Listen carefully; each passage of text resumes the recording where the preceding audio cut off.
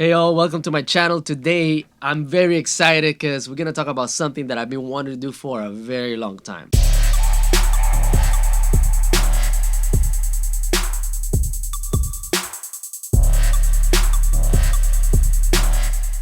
So as you can see right now, I have these two KRK V6 monitors which sound amazing.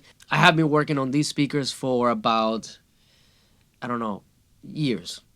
And they have been great.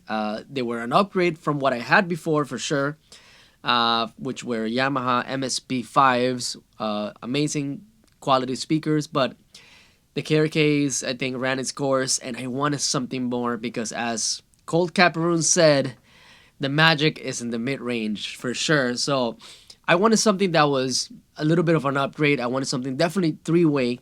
I wanted something that had a dedicated mid-range speaker, obviously. So we have a tweeter, a mid-range speaker, and a woofer. So today you're gonna be seeing me unbox and install this brand new Adam A8H speakers.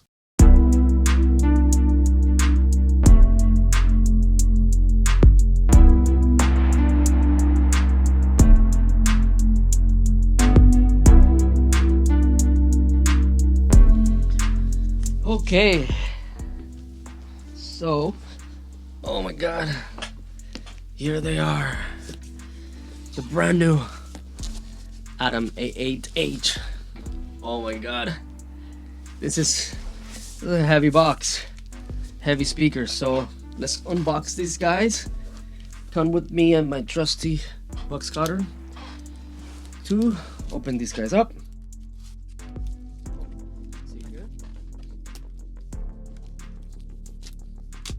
So I'm gonna unbox just one of them because it's the same for both. Very important to know is this is the three-way speaker, so each one of them is designed to be one on the left, one on the right. That's very important to know. This one in particular that I'm unboxing is the left side. It comes with a manual with multiple languages, and it's very simple. I mean, there's not really much to the manual. I think it's only one page as a matter of fact. And it shows you how to connect it, XLR connection, balanced. You also have RCA unbalanced, and you can switch between those. And the voicings are going to be really cool because it will allow me to choose between a flat response or tune them to my room, and if in case I want to reduce some low mids, high mids, highs, or low end. And they also have connection, Ethernet connection for SonarWorks. So I do have the SonarWorks microphone with the software. So the cool thing about these speakers is that they have DSP inside of them, and I can actually load the SonarWorks correction on the speakers in my room to the speakers themselves. So I don't have to worry about having to put the SonarWorks plugin on a master bus or put it as a system wide, which is what they call it if I'm not mistaken, where the playback from your regular music or YouTube or whatever has to go through that. I don't have to worry about that anymore because the speakers can have that. Now I can choose to have that or not. So they have Ethernet connection to load all that data in there. So very cool. Give that a read. I already did it with the other speaker. That's why I'm only unboxing one, because I couldn't contain myself. Comes included with a D-plug or IEC cable, however you want to call it, is the same thing for the US, obviously. We're gonna be needing this. Well, probably not, because I already have the speakers, so I'm gonna just be replacing those, and the cable's already run, so let's probably just use that. Okay, so the moment of truth.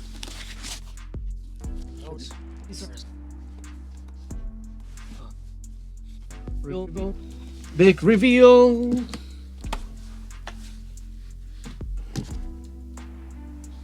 As you can see, Adam A8H, probably one of the hardest model names to ever pronounce if you have an accent like mine. 8-inch woofer, tweeter, which I don't know how big it is, to be honest. I have to read the specs, but you can find all that information online.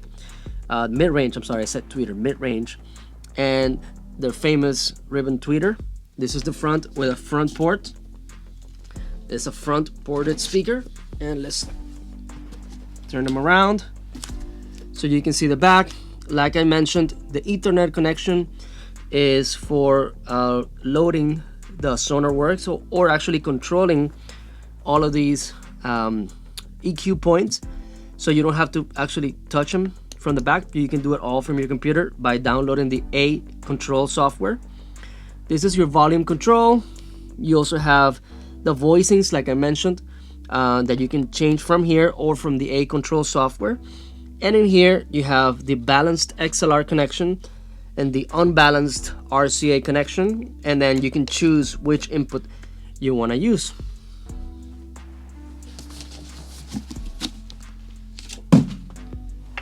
Goodbye box. And now you're gonna see a time lapse of me taking these speakers down, putting these guys in, and checking them out. One very important thing that they mentioned on the manual is that you have to break them in. So at least 8 hours of break-in period in your studio of continuous music before you do any actual critical listening, if you do any mixing and mastering. So guess what I'm gonna be doing all day? Yeah.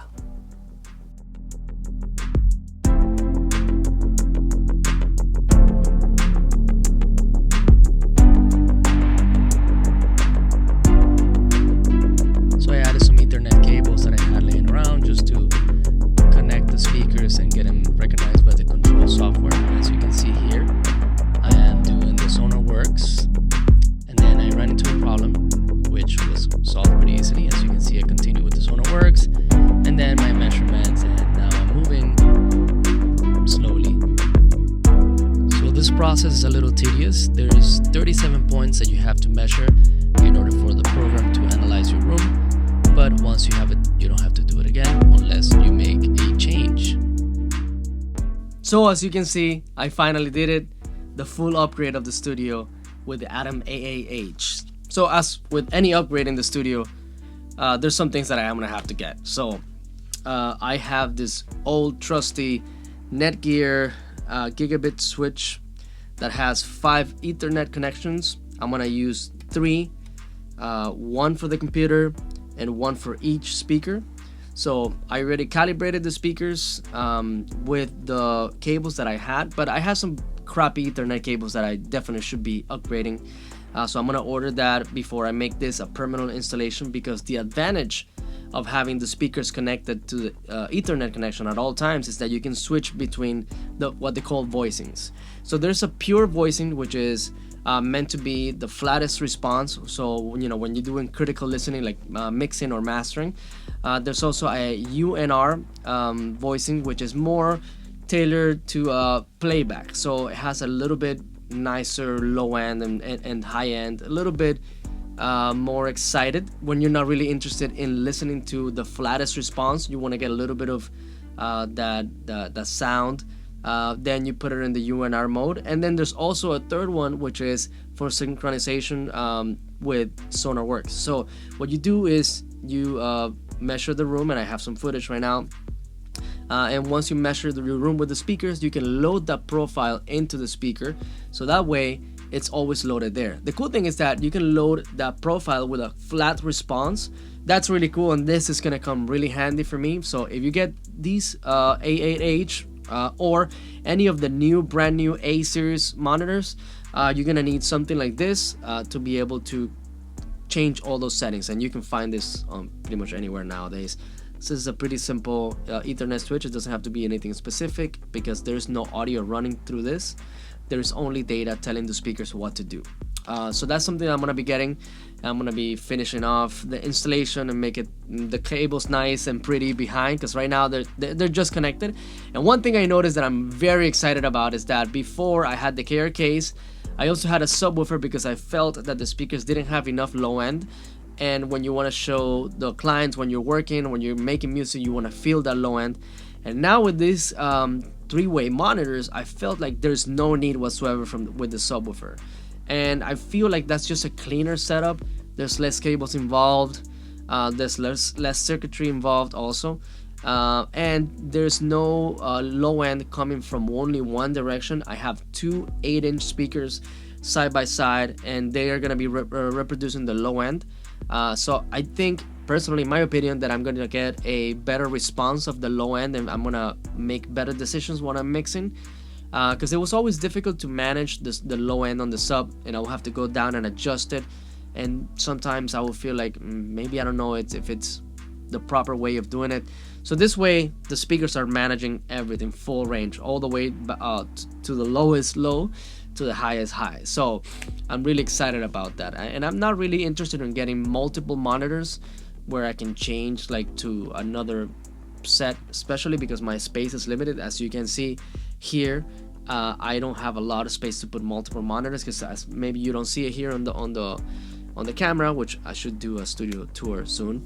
But I have drums on this side, I have some guitar and a rack equipment and some speakers, so I don't have a lot of space to put multiple speaker stands with monitors. So having one set of monitors that can change and sound like something else, it's really exciting. So this is it for the video. If you have any questions, post them down below. Obviously subscribe and like this video so I can, so you can help me make more content. But I'm gonna be listening to the speakers, so that's one thing they advise. Listen for at least 8 hours so you can get used to the speakers. Obviously the speakers have a period of break-in, so I'm gonna be doing a lot of listening, and I'm gonna be doing the SonarWorks one more time after I do the listening period, because I think I should do the 8 hours first in order to get the speakers properly burned in, and then I should do the speaker calibration one more time.